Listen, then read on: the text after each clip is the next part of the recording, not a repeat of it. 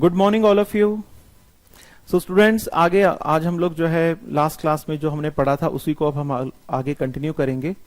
So last class में हम लोग पढ़ रहे थे इंडिपेंडेंट ऑडिटर्स रिपोर्ट के जो मेन जो पॉइंट्स थे वो हम लोग पढ़ रहे थे। एक बार मैं जस्ट आपको रिवाइज करा देता हूं कि लास्ट क्लास में हम लोगों ने क्या क्या पॉइंट्स हमने देखे थे। सो सबसे पहला जो हमारा हेडिंग था that is independent auditors report. जो मैंने वायलेट कलर में लिखे हुए हैं वो हमारे हेडिंग्स हैं। So independent auditors report, then 2 the shareholders of Murray company, then next one is opinion, after opinion basis of opinion, then basis of opinion के बाद key audit matters जो कि हम SA ISA 701 के हिसाब से पढ़ेंगे, मतलब बाद में मैं आपको पढ़ाऊंगा। then other information, ये जब मैं सेपरेटली आपको इंटरनेशनल SA 720 पढ़ाऊंगा तो इसको हम लोग यहाँ पे कवर करेंगे।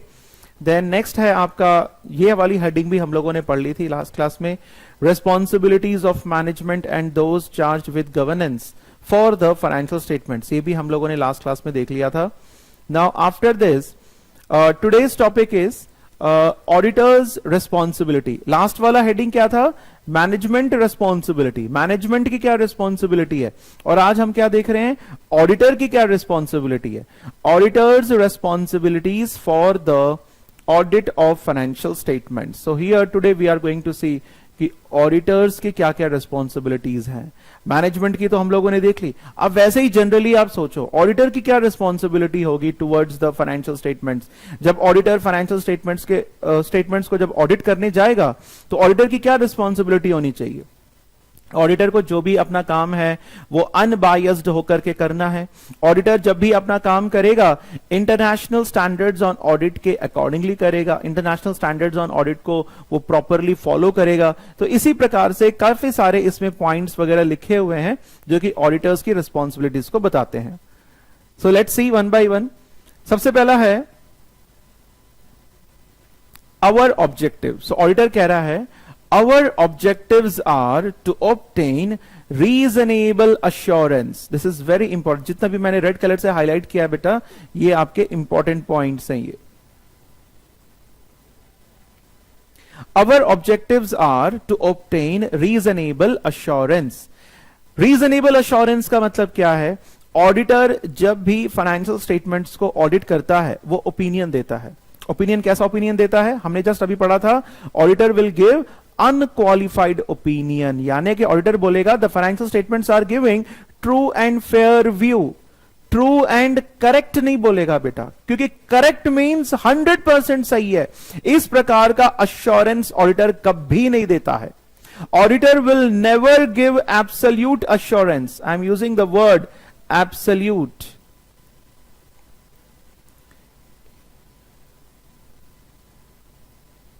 ऑडिटर जो है कभी भी एब्सोल्यूट अश्योरेंस नहीं देगा। ऑडिटर कौन सा अश्योरेंस देगा? वो सिर्फ और सिर्फ रीजनेबल अश्योरेंस वो दे सकता है। मतलब ऑडिटर कभी भी गारंटी के साथ नहीं बोलेगा कि मैंने फाइनेंशियल स्टेटमेंट्स को ऑडिट कर लिया है, 100% सही है, मजाल है इसमें एक भी फ्रॉड निकल कर आ जाए। इस प्रकार का कमिटमेंट ऑडिटर नहीं कर सकता, क्योंकि कई ऐसे फ्रॉड्स होते हैं जो हाई लेवल मैनेजमेंट करता है, जिनको पकड़ना ऑडिटर के बस की बात नहीं है। तो इसलिए हम ये कह सकते हैं आवर ऑब्जेक्टिव्स आर, ऑडिटर का ऑब्जेक्टिव है to obtain reasonable assurance about whether the financial statements as a whole, whether the financial statements as a whole are free from material misstatements. material misstatements. Auditor ये हमको जो है reasonable assurance देगा कि financial statements free हैं, free from material misstatements. Material मतलब बड़ी बड़ी, मिसस्टेटमेंट्स मतलब गड़बड़ियां। ऑडिटर हमें एक रीजनेबल अश्योरेंस देगा कि फाइनेंशियल स्टेटमेंट्स जो हैं इनके अंदर मटीरियल मिसस्टेटमेंट्स नहीं है।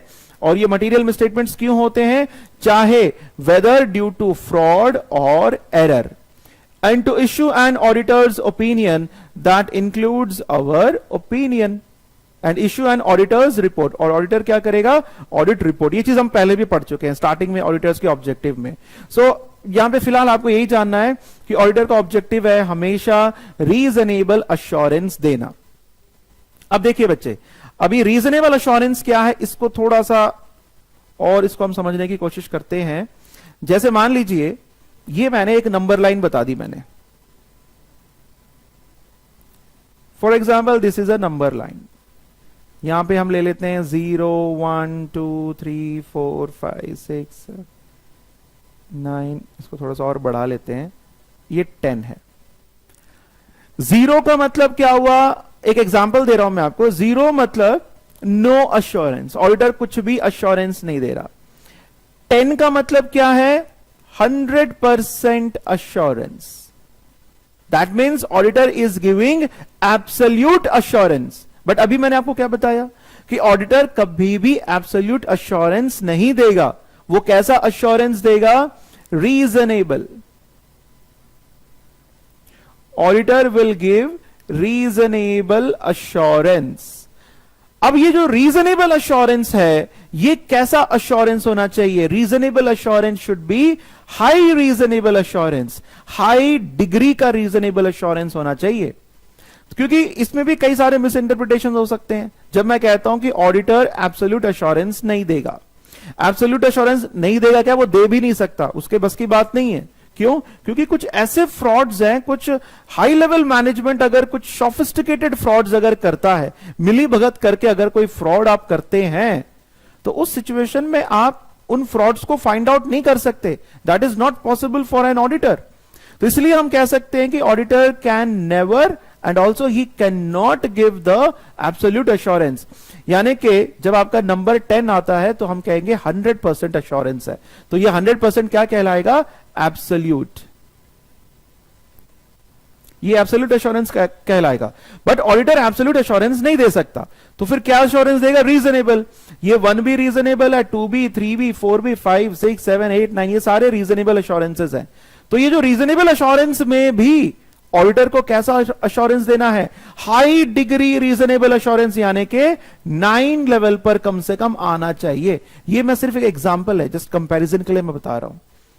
ठीक है, ऑडिटर एब्सोल्यूट अश्योरेंस नहीं देगा, ऑडिटर रीजनेबल अश्योरेंस देगा। तो रीजनेबल अश्योरेंस कैसा होना चाहिए, लो डिग्री होना चाहिए, एवरेज होना चाहिए, या हाई लेवल का होना चाहिए। लो डिग्री यानी कि ये तो 1 हो गया, एवरेज यानी कि 4 5 ले लो, हाई मतलब 9। तो ऑडिटर अगर रीजनेबल अश्योरेंस देगा तो वो जो रीजनेबल अश्योरेंस होना चाहिए वो कैसा होना चाहिए, हाई डिग्री रीजनेबल अश्योरेंस होना चाहिए। अब यही हमारे अगले पॉइंट में लिखा है।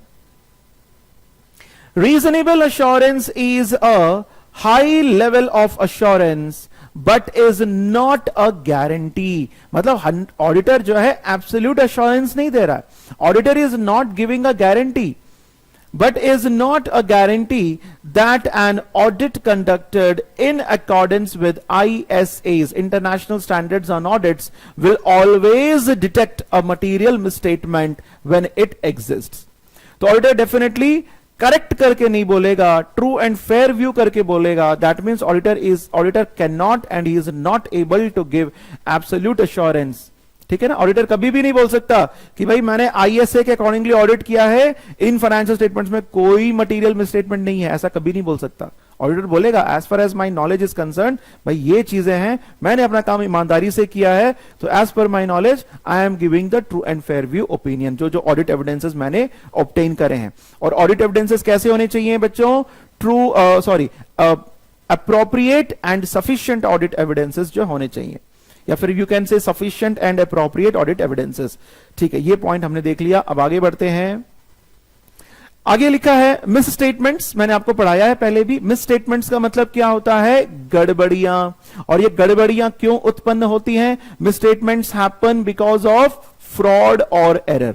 फ्रॉड या फिर एरर के कारण जो है मिस स्टेटमेंट्स अराइज होती हैं। Misstatements can arise from fraud और error and are considered material. अब देखो, एंटिटी में कई प्रकार के मिसस्टेटमेंट्स होते हैं, कई प्रकार के फ्रॉड्स और एरर्स होते हैं। जैसे मान लीजिए फॉर एग्जांपल एंटिटी में कोई एम्प्लॉय है वगैरह है, कोई उन्होंने मान लो छोटी मोटी चीजों के घपले कर दिए। जैसे मान लो 10 रुपए का कोई इन्होंने चॉकलेट बनाने की फैक्ट्री थी, तो 10 रुपए का चॉकलेट उन्होंने उठा लिया, अब पता नहीं चला। तो क्या भाई अब वो चॉकलेट उठा लिया, चॉकलेट में गड़बड़ी, एक चॉकलेट चुरा लिया किसी एम्प्लॉय ने, तो क्या ऑडिटर अपना ओपिनियन चेंज कर देगा? ऑडिटर ये बोलेगा नहीं, इस एंटिटी के सारे फाइनेंशियल स्टेटमेंट्स गलत है, क्योंकि यहां पर एक चॉकलेट की गड़बड़ी हुई है, नहीं, छोटी मोटी चीजों को हम इग्नोर करेंगे, जो मटेरियल चीजें हैं उन्हीं को कंसीडर करना है। जो कंपनी करोर्स ऑफ रुपीज में डील करती है वहां पर थाउजेंड्स रुपीज के छोटे मोटे घपले वी कैन इग्नोर। तो इसलिए मटीरियलिटी लेवल बहुत इंपॉर्टेंट होता है, और कितने लेवल के अमाउंट को इग्नोर करना है, कितने लेवल का अमाउंट ऑडिटर के लिए मटेरियल है, कितने लेवल का अमाउंट ऑडिटर के लिए इममटीरियल है, यह कौन डिसाइड करेगा? यह खुद ऑडिटर डिसाइड करेगा, मैनेजमेंट डिसाइड नहीं करेगा।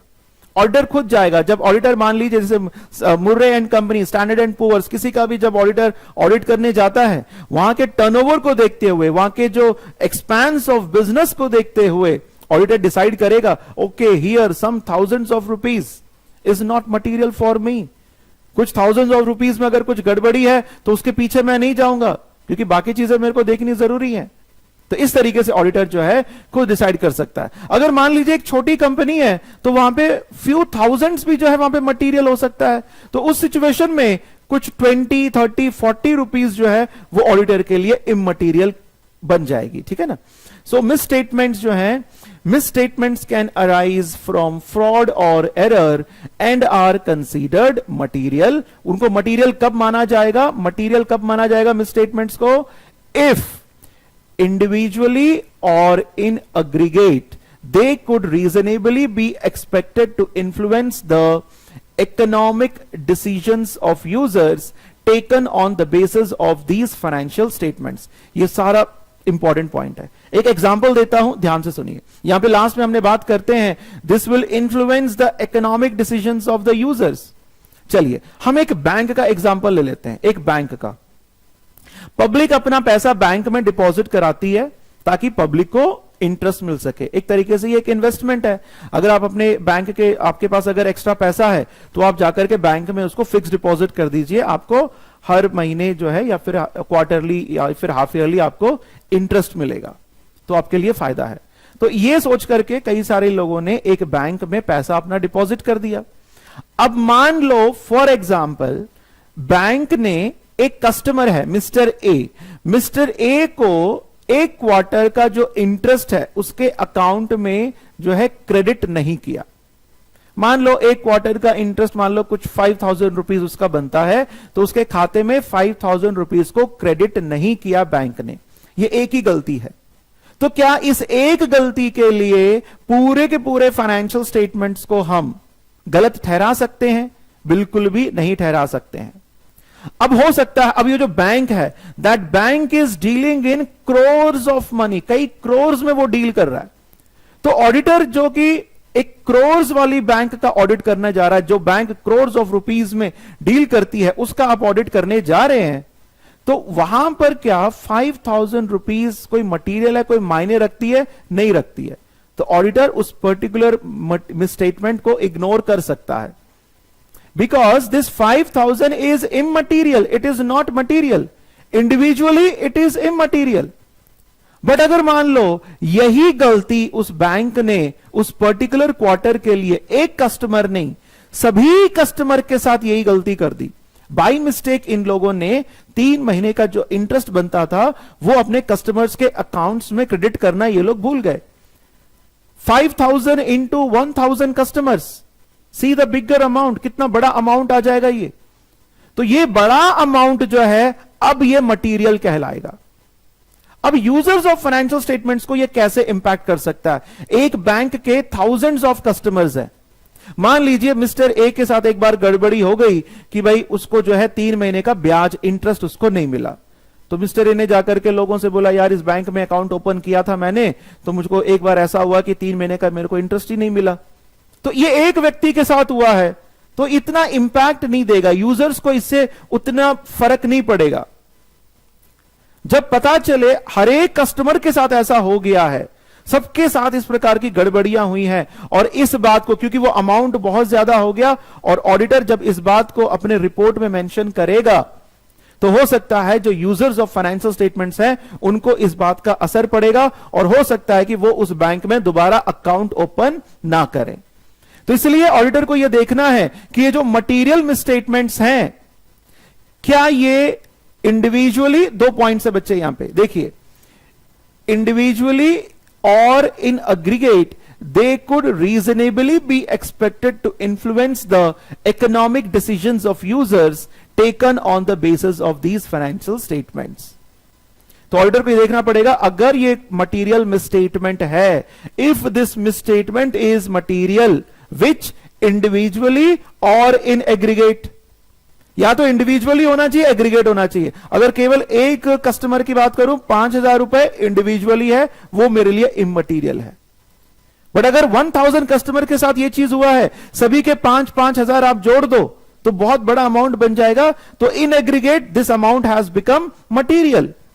और समटाइम्स ऐसा हो सकता है कि एक इंडिविजुअल को ही एक बहुत बड़ा अमाउंट हम नहीं दे पाए टाइम से, तो वो भी एक प्रकार का मिसस्टेटमेंट हो गया, चाहे एरर के चलते, तो फिर वो मटीरियल फिर हो सकता है। तो ये चीज बताई गई है, they could reasonably be expected to influence the economic decisions of users taken on the basis of these financial statements. ये हम पढ़ रहे हैं रिस्पॉन्सिबिलिटीज ऑफ ऑडिटर। तो इस प्रकार की कोई चीज ऑडिटर को मिलती है तो उसको अपने ऑडिट रिपोर्ट में मेंशन करनी है। फिर आगे लिखा है, as a part of audit in accordance with international standards on audits, we exercise professional judgment, very important, we exercise professional judgment and maintain professional skepticism throughout the audit. दो important चीजें हैं, एक है प्रोफेशनल जजमेंट और एक है professional scepticism. First we will see what the word professional judgment mean. ये professional judgment का मतलब क्या है। आप कल को मान लीजिए एक ऑडिटर बनते हैं, एसीसीए कंप्लीट होने के बाद जब आप ऑडिटर बनते हैं, तो नया नया जब आप ऑडिट करते हैं, हो सकता है कि आपको ज्यादा एक्सपीरियंस नहीं है, तो आप हर एक चीज को जो है ऑडिट कर रहे हैं। डेटर्स 1000 है तो सारे डेटर का आपने ऑडिट कर लिया, सेल्स इतने हैं तो सभी फिगर्स का आप ऑडिट कर रहे हैं। बट ओवर द टाइम जैसे जैसे आपका एक्सपीरियंस बढ़ेगा तो आपको लगेगा कि यार डेटर्स में मेरे को इतना डिटेल में जाने की जरूरत नहीं है, डेटर्स का कुछ सैंपल मैं लूं और उस सैंपल में मैं काम करूं। सेल्स में भी इतना जाने की मुझे जरूरत नहीं है, क्योंकि जनरली गड़बड़ियां अगर मान लो आउटसाइड सेल्स होती है, अगर एंटिटी बाहर के लोगों को सामान बेचती है तो उसमें उतने मिसस्टेटमेंट्स होने के चांसेस नहीं है। यहां पर भी मैं सैंपलिंग करके काम करूंगा। ये ऑडिटर का एक्सपीरियंस बता रहा हूं मैं, कैसे कैसे वो अपना काम सीखता है। ऑडिटर का एक्सपीरियंस बताता है कि जहां पर भी एंटिटी रिलेटेड पार्टीज को सामान बेचती है वहां पर फ्रॉड होने के चांसेस ज्यादा हैं, तो यहां पर एक एक चीज को मैं ध्यान से चेक करूंगा। तो ये किसने बताया? ऑडिटर का जजमेंट है, ये प्रोफेशनल जजमेंट है। ये ऑडिटर एक बैंक का ऑडिट करने गया, तो ऑडिटर को लगा जब भी मैं यार बैंक के ऑडिट में सबसे ज्यादा गड़बड़ी कहां पर होती है? एनपीएस, एक कंसेप्ट है बच्चों, NPA, non performing assets. What are this non performing assets? जब बैंक अपना पैसा किसी को लोन में देता है और जब उस पैसे से बैंक को ब्याज इंटरेस्ट मिलता है तो वो एसेट बैंक के लिए कहता है परफॉर्मिंग एसेट। और जब सामने वाले ने बैंक को ब्याज देना बंद कर दिया, 90 दिन बीत चुके हैं, बैंक को अब तक कोई ब्याज नहीं मिला, तो इसको हम लोग बोल देंगे नॉन परफॉर्मिंग एसेट। और यही नॉन परफॉर्मिंग एसेट्स आगे जाकर के बैड डेट्स में कन्वर्ट हो जाते हैं। और बैंक को जनरली इन बैड डेट्स के लिए, इन नॉन परफॉर्मिंग एसेट्स के लिए बैंक को प्रोविजन क्रिएट करना होता है। तो हो सकता है कि बैंक वो प्रोविजन कम क्रिएट करे, ज्यादा क्रिएट करना चाहिए था पर बैंक जो है कम प्रोविजन क्रिएट कर रहा है। तो ओवर द टाइम ऑडिटर का एक्सपीरियंस बता रहा है कि भाई बैंक में तो हमेशा यही गलती होती है। ये लोग क्या करते हैं, अपना जो प्रोविजन इनको जितना क्रिएट करना चाहिए उतना प्रोविजन ये लोग क्रिएट नहीं करते हैं। ये बैंक में बहुत सारी गड़बड़ी होती है। तो ऑडिटर का ये प्रोफेशनल जजमेंट है, ओके अगर मैं बैंक का ऑडिट करने जा रहा हूं तो सबसे ज्यादा ध्यान मेरे को नॉन परफॉर्मिंग एसेट्स में देना चाहिए। तो ये सारी चीजें हैं कुछ, मतलब किन एरियाज में ऑडिटर को ज्यादा काम करना है, किन एरियाज में ऑडिटर को कम काम करना है, ऑडिट एविडेंसेस कौन कौन से ऑडिटर को सही समय पे ऑब्टेन करने चाहिए, ये सारी चीजें ऑडिटर्स का जो प्रोफेशनल जजमेंट है उसको वो हेल्प करता है।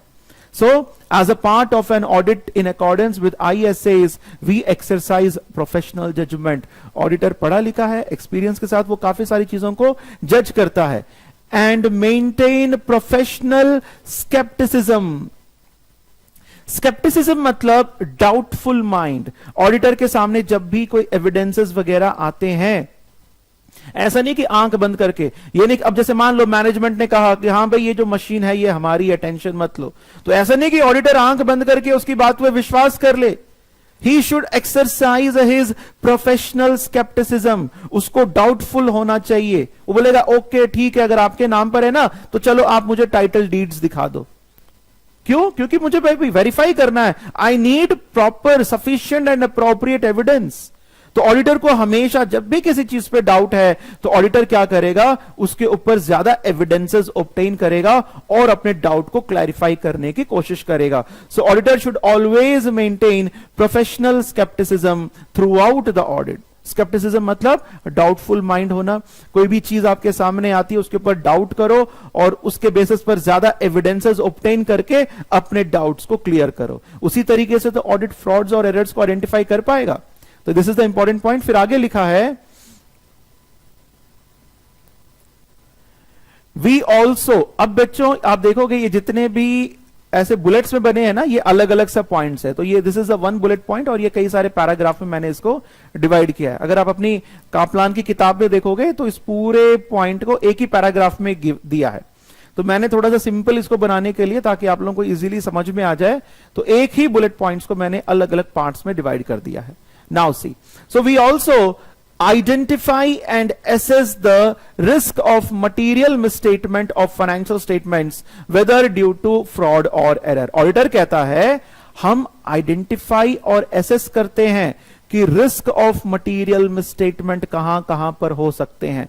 रिस्क ऑफ मटीरियल मिसस्टेटमेंट जैसे फॉर एग्जांपल ऑडिटर ने एक बार मान लो, ऑडिटर जैसे नॉर्मली न्यूज़पेपर्स वगैरह पढ़ रहा है, मान लीजिए देयर इज एक मल्टीनेशनल कंपनी है जो कि एक कंस्ट्रक्शन कंपनी है और उस कंस्ट्रक्शन कंपनी के बारे में न्यूज़पेपर्स में कुछ रिपोर्ट्स आई हैं कि भाई ये कंस्ट्रक्शन कंपनी जो है टाइमली डिलीवरी नहीं देती है, they have used some substandard materials etcetera, so customers are complaining about this particular multinational company which is a construction company. तो ये न्यूज जो है ऑडिटर ने पढ़ ली। अब आगे फ्यूचर में ऑडिटर को उसी मल्टीनेशनल कंपनी जो कि कंस्ट्रक्शन कंपनी है उसका ऑडिट करने को मौका मिला, तो ऑडिटर के दिमाग में वो जो न्यूज़पेपर वाली बात बैठेगी कि नहीं बैठेगी? ऑडिटर सोचेगा अच्छा ये तो वही कंपनी है, मैंने इसके बारे में पढ़ा था न्यूज़पेपर्स में कि ये लोग जो है सब स्टैंडर्ड मटेरियल यूज करते हैं, सही टाइम पे डिलीवरी नहीं देते। ओके, तो यहां पर जो है थोड़ा रिस्क ऑफ मटेरियल मिसस्टेटमेंट ज्यादा है, तो मेरे को थोड़ा ध्यान से जो है यहां पर मुझे काम करना पड़ेगा। ऑडिटर जब बैंक का ऑडिट करने जाता है तो बैंक के ऑडिट में चांसेस ज्यादा गड़बड़ी होने के चांसेस कहां पर हैं? नॉन परफॉर्मिंग एसेट्स में ज्यादा गड़बड़ी होने के चांसेस हैं कि नॉन परफॉर्मिंग एसेट्स हो गए बट मैनेजमेंट जो है provision for non performing assets वो क्रिएट नहीं कर रहे हैं, तो यहां पर भी गड़बड़ी है। तो ऑडिटर क्या करेगा, कई सारे एरियाज को पहले आइडेंटिफाई कर लेगा। ओके, तो इस कंस्ट्रक्शन कंपनी में जाऊंगा तो डिलीवरी को प्रॉपरली चेक करूंगा। ओके, बैंक में जाऊंगा तो एनपीए में ज्यादा खतरा है, रिस्क ऑफ मटेरियल मिसस्टेटमेंट, यहां पे बड़ी बड़ी गड़बड़ियां होने का ज्यादा खतरा है, तो यहां पर मैं ज्यादा ऑडिट प्रोसीजर्स लगा करके ज्यादा एविडेंसेस ऑब्टेन करूंगा ताकि मेरा डाउट दूर हो जाए। तो इस तरीके से अलग अलग एरियाज में बच्चों क्या करेगा ऑडिटर जो है, risk of material. So auditor will identify and assess the risk of material misstatement of financial statements whether due to fraud और एरर। ये फाइनेंशियल स्टेटमेंट चाहे फ्रॉड से भी हो सकते हैं या फिर एरर से भी हो सकते हैं। अब वही सिस्टम है बच्चों कि मैं आपको लिख के बता देता हूं, जहां पर इसको रिस्क ऑफ मटेरियल मिसस्टेटमेंट को हम लोग रॉम बोल देंगे शॉर्ट में। Where ROM is high, where risk of material misstatement is high, जहां पे रिस्क ज्यादा है कि वहां पे फ्रॉड और एरर होने के चांसेस ज्यादा हैं। रिस्क ऑफ मटेरियल मिसस्टेटमेंट कहां पे ज्यादा हो सकता है? ऑडिटर ये सारी चीजें अपने प्रोफेशनल जजमेंट और स्केप्टिसिज्म के बेसिस पर ये डिसाइड करता है। एक एग्जांपल ले लेते हैं, बिल्कुल ध्यान से सुनिएगा ताकि मैं चीजों को रिलेट करने की कोशिश कर रहा हूं। देयर इज अ फादर, एक फादर है, उनके दो बच्चे हैं, एक बॉय है एक गर्ल है। अब जो बॉय है ये काफी नोटोरियस टाइप का लड़का है, ये हमेशा खेलता रहता है, कभी पढ़ाई नहीं करता है। सुबह अलार्म लगाता है कि मैं सुबह 4 बजे उठ करके पढ़ाई करूंगा, यानी कि इंटरनल कंट्रोल्स लगाए हैं। देखो बच्चे, इस पर्टिकुलर एग्जांपल में मैं काफी सारी चीजें इंक्लूड कर रहा हूं ताकि आपको चीजें समझ में आ जाए। So there is a father, he is having 2 children, one is boy, another is the girl. So boy क्या करता है? पढ़ाई नहीं करता, हमेशा खेलता रहता है। फादर कहते हैं पढ़ाई क्यों नहीं करते हो? फिर वो ट्राई करता है, वो सुबह 4 बजे का अलार्म लगाता है, यानी कि इंटरनल कंट्रोल लगाया उसने कि मैं 4 बजे उठ करके पढ़ाई करूंगा, बट वो अलार्म बजते अलार्म बंद करके वो सो जाता है। ग्रुप स्टडी का बहाना करके फ्रेंड्स के पास जाता है, फिर पढ़ता नहीं है।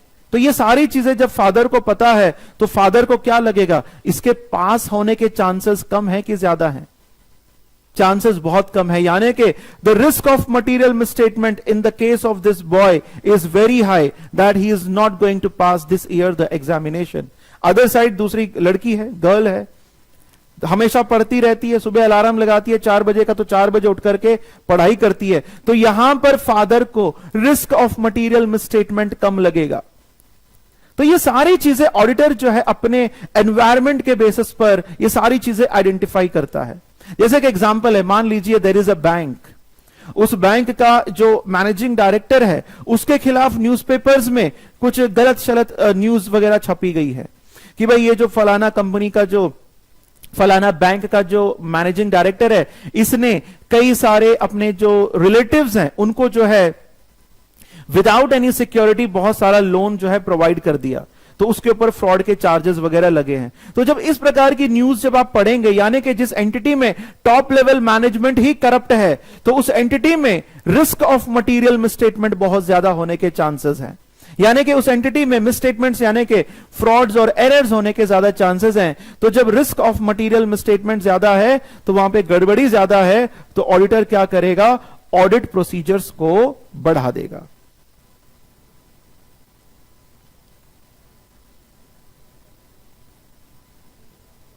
ऑडिटर क्या करेगा? ऑडिट प्रोसीजर्स को बढ़ा देगा, जिससे कि उसको ऑडिट एविडेंसेस फिर मिलेंगे।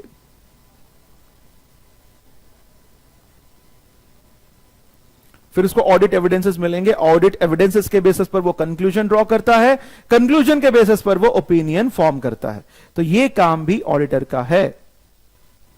सो पढ़ के देखिए बच्चों दोबारा। Identify and assess the risk of material misstatements of the financial statements whether due to fraud और एरर। फिर रिस्क ज्यादा है, फिर उसके हिसाब से ऑडिटर क्या करेगा?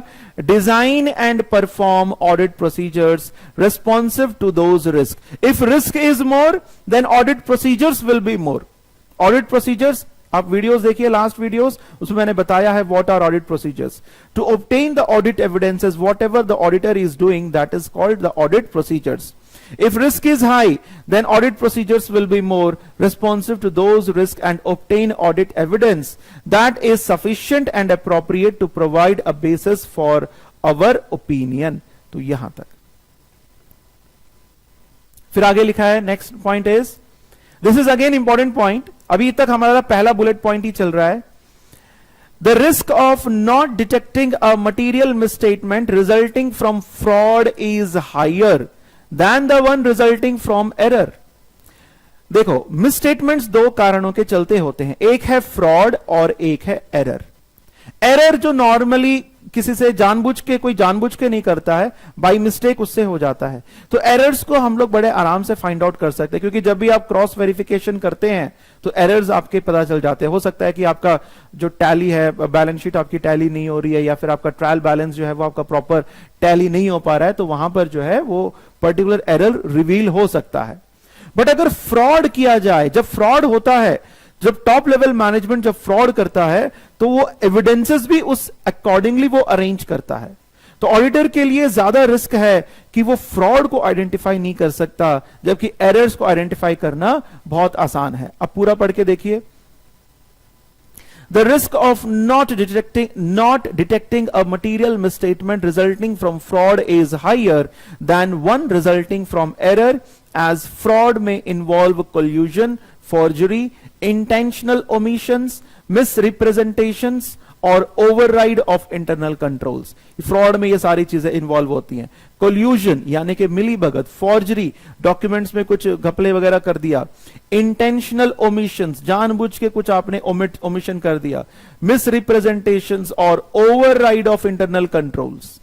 इंटरनल कंट्रोल्स लगाए गए हैं एंटिटी में ताकि सभी इसको फॉलो करेंगे। जैसे मान लीजिए वो पंचिंग वाला एग्जांपल दिया था कि आपको पंच करके ही एंट्री लेनी है, बट टॉप लेवल मैनेजमेंट उसको ओवरराइड कर सकता है इंटरनल कंट्रोल्स, क्योंकि उसको तो कोई नहीं पूछ रहा कि आपने पंच करा है कि नहीं करा है। तो इस तरीके से फ्रॉड्स को आइडेंटिफाई करना ज्यादा मुश्किल है, एरर्स को हम आसानी से आइडेंटिफाई कर सकते हैं। नाउ फर्स्ट बुलेट पॉइंट हो गया। Now second bullet point is obtain an understanding of internal control relevant to the audit in order to design audit procedures। यहां तक पहले हम समझते हैं। मैंने आप लोगों को बताया था कि इंटरनल कंट्रोल्स क्यों लगाए जाते हैं। इंटरनल कंट्रोल्स को लगाने की जिम्मेदारी मैनेजमेंट की होती है।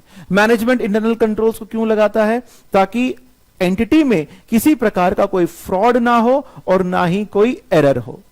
तो यानी कि जिस एंटिटी में इंटरनल कंट्रोल्स स्ट्रांग है, उनको प्रॉपरली फॉलो किया जा रहा है, तो उस एंटिटी में फ्रॉड और एरर होने के चांसेस कम है। जब उस एंटिटी में फ्रॉड और एरर होने के चांसेस कम है, that means risk of material misstatement कम है। जब रिस्क ऑफ मटेरियल मिसस्टेटमेंट कम है तो ऑडिटर जो ऑडिट प्रोसीजर्स लगाएगा वो भी कम लगाएगा। जब ऑडिटर को पता है कि यार internal controls are so strong, आप यहां पे फ्रॉड कर ही नहीं सकते, तो ऑडिटर का काम थोड़ा सा फिर हल्का हो जाता है। वो थोड़ा बहुत ऑडिट प्रोसीजर्स लगा करके एविडेंसेस को ऑब्टेन करके अपना काम वो चला लेता है। अब पढ़ के देखिए, ऑब्टेन एन अंडरस्टैंडिंग। तो इसलिए ऑडिटर के लिए जरूरी है कि एक एंटिटी ने कौन कौन से इंटरनल कंट्रोल्स लगाए हैं उसकी अंडरस्टैंडिंग ऑब्टेन करना ऑडिटर के लिए जरूरी है। Obtain an understanding of internal control relevant to the audit in order to design audit procedures। Internal controls के आधार पर ही ऑडिटर अपने ऑडिट प्रोसीजर्स को डिजाइन करेगा। If internal controls are strong and effective then risk of material misstatement will be less. Internal control strong है तो fraud कम होंगे, फ्रॉड कम होंगे तो ऑडिटर को प्रोसीजर्स भी कम लगाने पड़ेंगे। In order to design audit procedures that are appropriate in the circumstances but not for the purpose of expressing an opinion on effectiveness of company's internal control। this point is very important। ये आपका MCQ आएगा, ध्यान से देखिए इस point को क्या लिखा है। इसको मैं 2 मिनट इसको डिवाइड कर रहा हूं। ऑडिटर इंटरनल कंट्रोल को अंडरस्टैंड करता है, क्यों? ताकि इंटरनल कंट्रोल्स अगर स्ट्रांग हैं तो ऑडिटर अपने ऑडिट प्रोसीजर्स को कम लगाएगा। ये ऑडिटर का काम है। ऑडिटर कभी भी अपना ओपिनियन इंटरनल कंट्रोल्स के ऊपर नहीं देगा। ऑडिटर ये नहीं बोलेगा मैनेजमेंट से कि भाई आपके, ऑडिटर अपनी रिपोर्ट में ये कभी नहीं लिखेगा कि भाई इस एंटिटी के इंटरनल कंट्रोल तो शानदार हैं, लाजवाब हैं। इस प्रकार की स्टेटमेंट ऑडिटर जो है अपने ऑडिट रिपोर्ट में नहीं देगा। तो ये आपको ध्यान रखना है। ऑडिटर इंटरनल कंट्रोल्स को क्यों समझ रहा है? Why the auditor is getting the understanding of the internal control, not to give opinion on internal controls. ऐसा ऑडिटर क्यों कर रहा है? वो ऐसा इसलिए कर रहा है क्योंकि इंटरनल कंट्रोल्स के बेसिस पर ऑडिट प्रोसीजर्स को डिसाइड किया जाता है। So but not for the purpose of expressing an opinion on the effectiveness of the companies internal control. फिर आगे लिखा है, evaluate the appropriateness of accounting policies used and the reasonableness of accounting estimates and related disclosures made by the management। Auditor evaluate करेगा, किसको evaluate करेगा? जो accounting policies management ने लगाए हैं उन सभी को इवैल्यूएट करेगा, देखेगा क्या इनके अकाउंटिंग पॉलिसीज ठीक है कि नहीं है। Reasonableness of accounting estimates, accounting estimates यानी कि जो भी प्रोविजंस मैनेजमेंट क्रिएट करता है, like provision for depreciation, provision for bad debts, provision for taxation, ये सारे एस्टिमेट्स हैं। मैनेजमेंट कम भी लगा सकता है, ज्यादा भी लगा सकता है। तो ऑडिटर देखेगा क्या वो रीजनेबल लेवल पर प्रोविजंस बनाए हैं या नहीं बनाए हैं। And related disclosures made by management, management जो भी डिस्क्लोजर करता है यानी कि नोट्स टू अकाउंट्स में जो जैसे गोइंग कंसर्न के बारे में क्या डिस्क्लोज किया है, कंपनी के ऊपर अगर मान लो कोई लिटिगेशन चल रहा है उसके ऊपर क्या डिस्क्लोज किया है, वो सारे डिस्क्लोजर्स के बारे में भी ऑडिटर जो है रिव्यू करेगा। The next point is conclude on the appropriateness of management's use of going concern basis. ये बात हम लोगों ने मैनेजमेंट वाले पॉइंट में भी पढ़ा था, मैनेजमेंट्स रिस्पॉन्सिबिलिटी, उसमें हमने देखा था गोइंग कंसर्न जो बेसिस है इसको आइडेंटिफाई करना किसकी जिम्मेदारी है, मैनेजमेंट की। तो ऑडिटर का अब यहां पर काम है conclude on the appropriateness of management's use of going concern basis of accounting. Management जो going concern basis के ऊपर अकाउंटिंग कर रहा है क्या ये appropriate है या नहीं है, इसको ऑडिटर कंक्लूड करेगा based on the audit evidences obtained whether a material uncertainty exists related to events or conditions that may cast significant doubt on company's ability to continue as a going concern. Auditor कुछ evidences obtain करेगा और evidences, अब जैसे मान लो for example, एक example ले लेते हैं। एक तो वो प्लास्टिक वाला एग्जांपल मैंने आपको हमेशा से दिया है। एक एंटिटी जो है प्लास्टिक का प्रोडक्ट्स बनाता है and people are becoming eco friendly, people are not purchasing these plastic products. Now entity is in the danger now, entity को लगता है कि अब हमारा प्लास्टिक कोई नहीं खरीदेगा तो हमारी कंपनी बंद होने वाली है, और यह बात ऑडिटर को भी पता चली। बट एंटिटी ने गोइंग कंसर्न के बारे में कुछ भी मेंशन नहीं किया।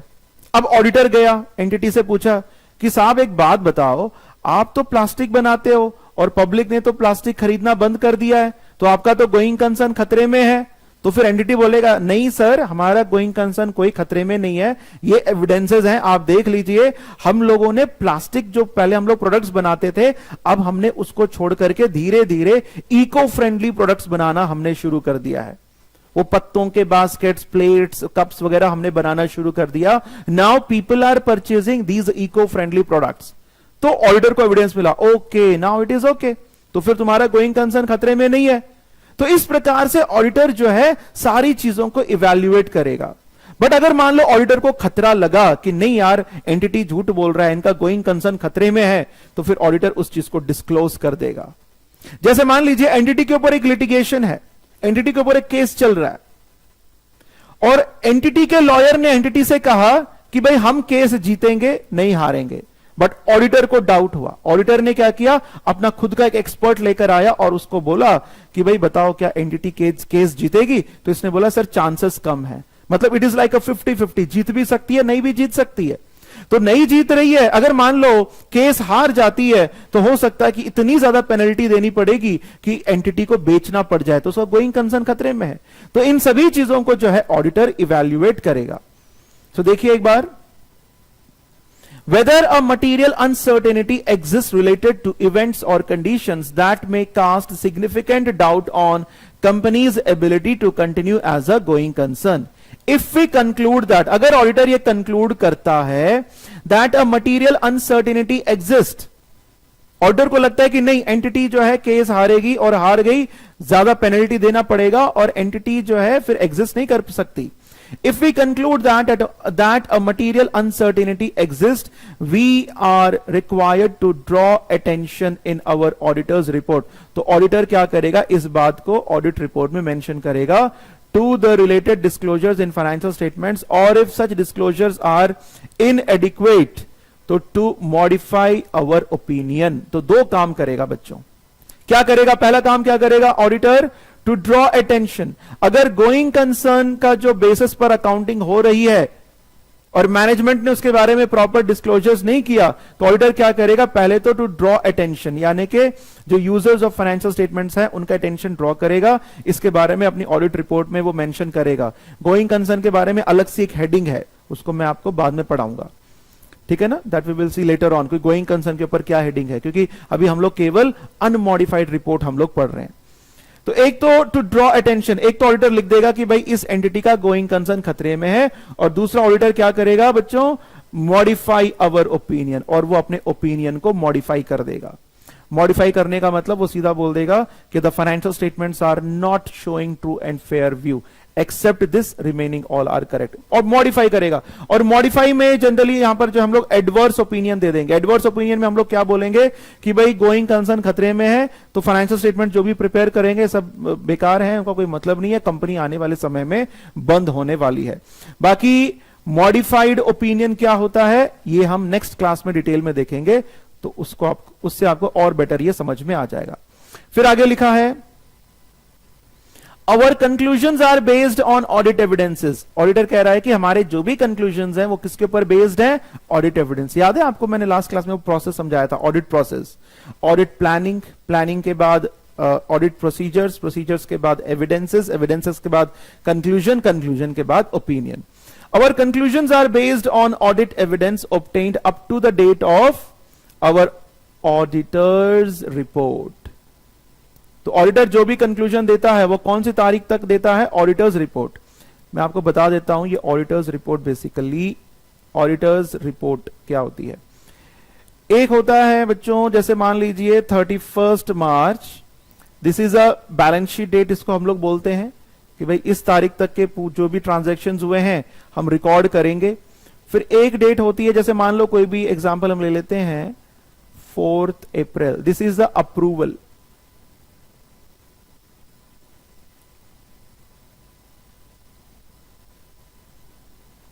Approval of financial statement. कौन दे रहा है अप्रूवल इन फाइनेंशियल स्टेटमेंट्स को, दोज चार्ज विद गवर्नेंस, यानी कि management is giving the approval to the financial statements. क्योंकि 31 मार्च को एकदम से फाइनेंशियल स्टेटमेंट्स बनके तो तैयार हो नहीं सकते, क्योंकि 31 मार्च तक तो ट्रांजैक्शन चल रहे थे। फिर 31 मार्च होने के बाद उस 1 अप्रैल से लेकर के 31 मार्च तक जितने भी ट्रांजैक्शन हुए हैं उन सभी को लेकर के जो है मैनेजमेंट फाइनेंशियल स्टेटमेंट्स बनाता है और उसको अप्रूवल दे देता है।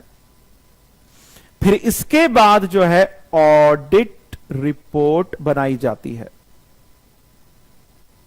अब पढ़ के देखो, our conclusions are based on audit evidence obtained up to the date of our auditor's report। तो ऑडिटर्स रिपोर्ट की डेट मान लो, ऑडिटर ने अपनी ऑडिट रिपोर्ट कब दे रहा है, मान लो 5 मई को दे रहा है। सो 5 मई तक के ही सारी बातें ऑडिट रिपोर्ट में बताई जाती हैं, उसके बाद की नहीं। However, future events or conditions may cause company to cease trading as a going concern। बाकी फ्यूचर का हमको नहीं पता, हो सकता है कि ऑडिटर आज 5 मई को बोल दे the financial statements are giving true and fair view, going concern बिल्कुल ठीक है, बट फ्यूचर में कुछ भी हो सकता है। तो ये बात ऑडिटर ये भी ऑडिट रिपोर्ट में बता दे रहा है। फॉर टुडे आज के लिए इतना ही है बच्चों, we will continue the remaining part tomorrow. Okay, thank you.